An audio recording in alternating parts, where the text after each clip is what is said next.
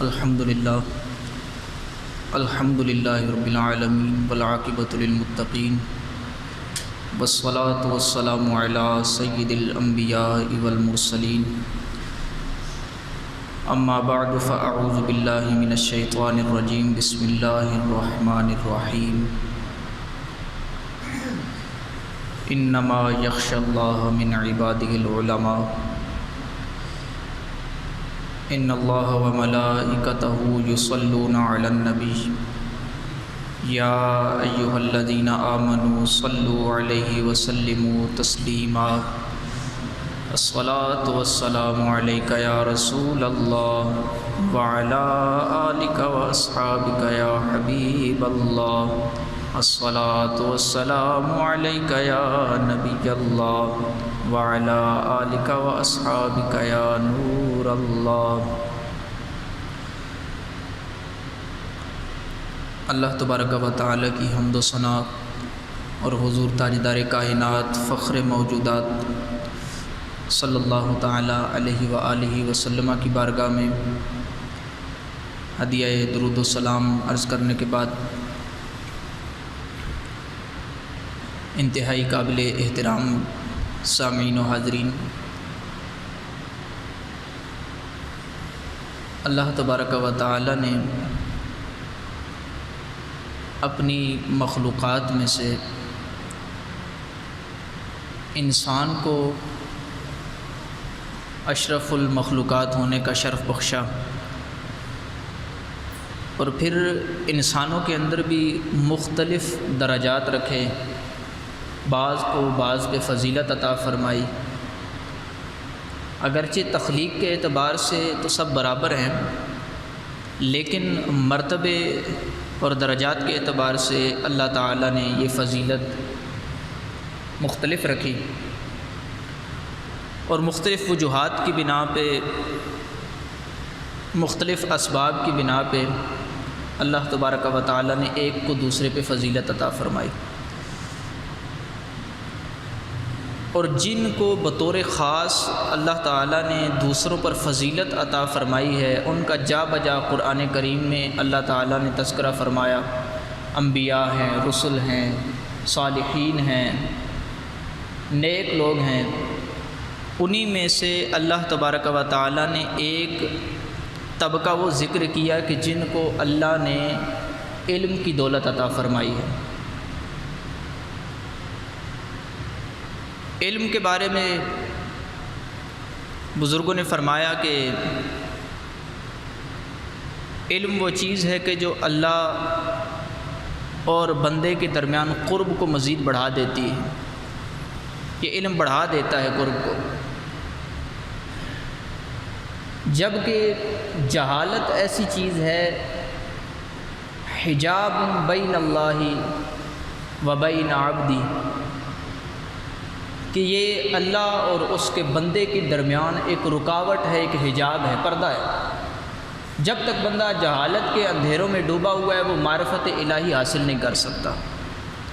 معرفت الہی کے لیے ضروری ہے کہ اس کو رب کے دین کا علم ہو، رب کی الوہیت کا، رب کی توحید کا، اس کی ذات و صفات کا، اس پر ایمان کیسے لانا ہے، کن کن چیزوں پہ ایمان لانا ہے تو میرا ایمان کامل ہوگا، کیا کیا افعال بجا لانے ہیں تو رب کا مجھے قرب نصیب ہوگا، کن باتوں سے بچنا ہے تو میں رب کے غضب اور عذاب سے بچ پاؤں گا۔ یہ علم کی ساری صورتیں ہیں۔ ان چیزوں کا علم جب ہوگا تب بندہ اللہ کا قرب پائے گا، اور جب تک ان سے جاہل ہے تو کہا کہ یہ حجاب ہے، یہ جہالت حجاب ہے، پردہ ہے، بندہ رب کا قرب نہیں پا سکتا، رب کی معرفت حاصل نہیں کر سکتا۔ اس گفتگو سے اصل جو مقصود ہے وہ یہ ہے کہ علم یہ بڑی فضل والی چیز ہے، اور جہالت یہ ایک بہت بڑا عیب ہے۔ اللہ تبارک و تعالی نے حضرت سیدنا آدم علی نبینا وعلیہ الصلاۃ والسلام کو علم کی دولت عطا فرمائی۔ اگرچہ حضرت آدم کا مسجود ملائک ہونا، اس پہ مفسرین نے اپنے اپنے انداز سے مختلف کلام کیا، اور اس کی وجہ مختلف انداز سے بیان فرمائی کہ اصل سبب کیا تھا سجدے کا، جو قرآن کے ظاہر الفاظ سے علماء نے بیان فرمایا وہ یہ ہے وَعَلَّمَ آدَمَ الْأَسْمَاءَ كُلَّهَا ثُمَّ عَرَضَهُمْ عَلَى الْمَلَائِكَةِ فَقَالَ أَنبِئُونِي بِأَسْمَاءِ هَؤُلَاءِ إِن كُنتُمْ صَادِقِينَ۔ فرمایا کہ ہم نے آدم کو تمام چیزوں کے ناموں کا علم دے دیا، اور یہ علم کیسا تھا کہ نام بھی پتہ تھے، ان کے کام بھی پتہ تھے۔ ایسا علم آدم علیہ السلام کو عطا فرمایا اور پھر ملائکہ پہ پیش کیا، اور وجہ فضیلت علم بیان کی کہ آدم کے پاس علم تھا، فرشتوں کے پاس وہ علم موجود نہیں تھا جو آدم علیہ السلام کے پاس تھا۔ تو رب نے یہ فضیلت عطا فرمائی، اور پھر آگے جب چلتے ہیں تو اللہ نے فرمایا کہ آدم کو سجدہ کرو، سب نے سجدہ کیا، ابا واستکبر وکان من الکافرین۔ فرمایا کہ شیطان منکر ہو گیا اور وہ کافروں میں سے ہو گیا، اس نے تکبر کیا اور کافروں میں سے ہو گیا۔ یہاں پہ ایک دو نقطے عرض کروں گا کہ دیکھیں علم ایسی فضیلت ہے کہ علم کی وجہ سے بندہ ایسے بندے پہ برتر ہو جاتا ہے، اس سے اعلیٰ ہو جاتا ہے، اس سے افضل ہو جاتا ہے کہ جس کے پاس علم نہیں ہے۔ تو پتہ چلا کہ علم والا بے علمہ برابر نہیں ہے، قرآن کی دوسری آیت میں یہ بھی فرمایا گیا۔ پھر آپ نے دیکھا ہوگا کہ ہمارے ایک بڑا عجیب سا ایک خاص موضوع رکھنے کا بھی اہم مقصد تھا، وہ یہ ہے کہ آپ نے دیکھا ہوگا کہ کچھ دنوں سے ایک عجیب طرح کی باتیں کی جاتی ہیں، علماء پہ تنقید، علماء کا اختلاف ہوتا رہتا ہے آپس میں۔ یہ تو اول دور سے چلتا آ رہا ہے، صحابہ اکرام علیہم رضوان کے دور میں فروعی مسائل کے اوپر عقائد نظریات پہ اختلاف نہیں ہوتا، نیچے نیچے معاملات پہ اختلاف چلتا رہتا ہے۔ کوئی نماز کس طریقے سے پڑھ رہا ہے، کوئی کس طریقے سے پڑھ رہا ہے، امام شافعی اور طریقے سے پڑھ رہے ہیں، امام اعظم اور طریقے سے پڑھ رہے ہیں، یہ اختلاف چلتا رہتا ہے۔ صحابہ کے دور میں بھی اس طرح کا اختلاف تھا، لیکن اس اختلاف کو محل تنقید بنانا اور اعتراض کرنا یہ درست نہیں ہے، جبکہ حضور کی حدیث میں موجود ہے اختلاف علماء امتی رحمت او کما قال علیہ الصلوۃ والسلام۔ حضور نے فرمایا کہ میری امت کے علماء کا جو ایسا اختلاف ہوگا فروعات کے اندر، فرمایا کہ اس کو تنقید کا نشانہ نہیں بنانا، فرمایا کہ یہ تو امت کے لیے رحمت کا سبب ہے، اس کو تو رحمت قرار دیا ہے۔ اس کی ایک وجہ یہ بیان کی علماء نے کہ رحمت اس انداز سے ہے کہ ایک علاقے میں اگر دو علماء ہیں بڑے بڑے مشہور ہیں اور وہ اپنے تئیں دونوں قرآن حدیث سے فتویٰ دیتے ہیں، اور اگر ان میں سے کسی ایک کے فتوے کے اوپر وہ مختلف صورتیں ہوتی ہیں، اگر کوئی عمل کر لیتا ہے اور اس کے فتوے میں آسانی ہے تو کہا کہ اس کے فتوے پہ جو اس نے قرآن حدیث سے دلائل اخذ کیے ہیں، اس کے فتوے پہ بھی جو عمل کرے گا وہ قرآن حدیث پہ عمل کرنے والا ہوگا، تو اس کے لیے رحمت بن گئی کہ مشکل سے بچ کے آسانی کی طرف آ گیا۔ الدین یسر، دین آسان ہے۔ تو علماء پہ اعتراض کرتے ہیں، او جی دیکھیں چاند کے حوالے سے خصوصاً ہر سال مسئلہ بن رہا ہوتا ہے، چاند نظر نہیں آیا جناب، یہ کیا مولویوں نے بنایا ہوا ہے، او جی دین کو مشکل بنا دیا، یہ کیا کیا ہوا ہے، یہ جی فلاں، یہ بھائی مولوی وہ ہے جو کہتا ہے الدین یسر، اسی نے تو وہ حدیث آپ تک پہنچائی ہے جو آپ لوگوں کو بیان کرتے ہیں دین آسان ہے۔ یہ حدیث کس نے آپ کو بتائی؟ یہ مولوی نے بتائی۔ اگر امام بخاری آپ کہیں جی صحیح بخاری کے اندر ہے، صحیح مسلم کے اندر ہے، صحاح کے اندر حدیث موجود ہے، تو آپ اگر ان ائمہ کو اٹھا کے دیکھیں تو وہ ائمہ کون تھے؟ دین کے عالم تھے، حدیث کا علم رکھنے والے تھے، حضور کے دین کا علم رکھنے والے تھے۔ تو اب یہی لوگ انہی کی حدیثیں پڑھ کے لوگوں کے سامنے کہتے ہیں کہ جناب دیکھیں انہوں نے تو دین مشکل کر دیا۔ دین مشکل مولوی نے نہیں کیا، اصل ہماری طبیعت کے اندر ایسا جو ہماری طبیعت کو مشکل لگتا ہے ہم کہتے ہیں جناب دین ہی مشکل ہو گیا، جبکہ ایسا نہیں ہے۔ تو علماء پہ اعتراض یہ کس قدر سنگین جرم ہے کہ جب شیطان نے یہ کہا، شیطان نے یہ کہا کہ میں تو سجدہ نہیں کرتا، انا خیر منہ، میں تو بہتر ہوں جی، جب یہ بات کی تو ہوتا کیا ہے؟ اللہ تبارک و تعالیٰ فرماتا ہے وَكَانَ مِنَ الْكَافِرِينَ۔ آدم علیہ السلام کو علم دیا، علم دے کے برتری عطا فرمائی، فرشتوں پہ بھی، ابلیس پہ بھی، سب پہ برتری دی، اور جب سجدے کا حکم دیا تو اب وہ منکر ہو گیا، کہا کہ میں یہ فضیلت نہیں مانتا، میں خود بڑا فضیلت والا ہوں، میں نے نہیں ماننی یہ فضیلت، یہ تو ایسے ہی ہے تو مجھ سے کم تر ہے۔ آج آپ اس پیرائے میں اگر دیکھیں جملے، جی مولوی طبقہ تو یہ علماء کا طبقہ تو یہ جاہل لوگ ہیں، اور ہم تو جناب انگریزی ہمیں آ گئی، ہم تو بڑے پڑھے لکھے ہو گئے، یہ جو جملے ہیں۔ اور ادھر قرآن کہتا ہے شیطان نے حضرت آدم کا علم دیکھ کے کہا تھا میں تو بہتر ہوں، یہ تو مجھ سے کمتر ہے۔ یہ بات شیطان کی اور ان کی جوڑے تو پتہ چلے گا کہ یہ سلسلہ کہاں پہ جا کے ملتا ہے۔ کانا خیر من، میں بہتر ہوں، رب نے کہا وکانا من الکافرین، وہ یہ کہہ کے کافروں میں سے ہو گیا۔ تو پتہ چلا کہ علماء پہ اعتراض کرنا یہ کوئی کمال کی بات نہیں، یہ شیطان کا عمل ہے، یہ کافروں والا عمل ہے، یہ شیطانی عمل ہے۔ تو اس لیے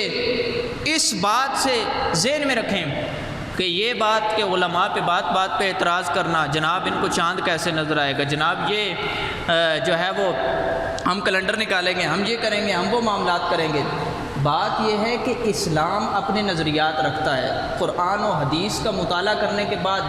ہم بالکل واضح طور پہ یہ کہہ سکتے ہیں کہ علماء وہ ہیں کہ جن کو رب نے جاہل پہ فضیلت دی ہے۔ اور نبی کریم علیہ الصلوۃ والسلام کی ایک بڑی پیاری حدیث ہے، حضور علیہ الصلوۃ والسلام نے فرمایا ثلاثۃ لا یستخف بحقہم الا منافق۔ امام طبرانی نے اس حدیث کو نقل کی ہے، کنز العمال کے اندر بھی یہ روایت موجود ہے، اور دیگر کئی محدثین نے اس حدیث کو نقل کیا ہے۔ حضور نبی کریم علیہ الصلوۃ والسلام نے فرمایا کہ 3 لوگ وہ ہیں کہ جن کی فضیلت کو، جن کی شان کو ہلکا جانیں گے، ان کو شان نہیں مانیں گے۔ 3 لوگ وہ ہیں کہ جن کی شان کو منافق کے سوا کوئی ہلکا نہیں جانے گا، منافق اس کو کہے گا بھائی یہ تو کچھ بھی نہیں ہے۔ اور علامت بیان کی، فرمایا کہ وہ منافق ہوگا کہ جو ان 3 لوگوں کے حق کو نہیں مانے گا۔ وہ 3 لوگ کون سے ہیں؟ حضور نے فرمایا ایک وہ کہ جو مسلمان تھا اور اسلام میں اسے بڑھاپا آیا، اسلام کی حالت میں اسے بڑھاپا آ گیا، اتنا اس کا دور اسلام میں گزر گیا، تو فرمایا کہ اس کے حق کو بھی ہلکا جانے گا وہ بندہ کہ جو منافق ہوگا۔ دوسرا فرمایا وذل علم، فرمایا کہ علم والے کے حق کو ہلکا جاننے والا بھی منافق ہے، اس کے حق کو منافق ہی ہلکا جانے گا۔ اور پھر فرمایا آگے ہم یہ نہیں کہ ہم بیچ میں سے مائنس کریں گے، حضور نے عادل حکمران، جو عدل کرنے والا بادشاہ ہو، بادشاہ اسلام ہو، جو عدل کرے رعایا کے ساتھ، حضور نے فرمایا کہ عدل کرنے والے حکمران کے حق کو بھی جو ہلکا جانے گا وہ بھی منافق ہے۔ یہ 3 چیزیں، 3 بندے حضور نے فرمایا ان کے حق کو ہلکا جاننے والا منافق ہے۔ علماء کے اوپر عجیب عجیب طریقے سے اعتراضات کرنے والے لوگ، ابھی جیسے آپ کو پتہ ہے کہ صفوں والا معاملہ بنا، تو اس کے اوپر بھی علماء کے اوپر اعتراضات کیے جانے لگے، جبکہ ایک بہت بڑا فیصلہ تھا۔ اللہ تعالیٰ ہم دعا کرتے ہیں کہ اللہ تبارک و تعالیٰ ملک پاکستان سے، پوری دنیا سے اس وبا کو دور فرمائے۔ یہ ہمارا ملک، ہمارے عالم اسلام اس وبا سے اور اس طرح کے جتنے بھی امراض ہیں ان سے دور ہوں، ہم تو یہ دعا کرتے ہیں۔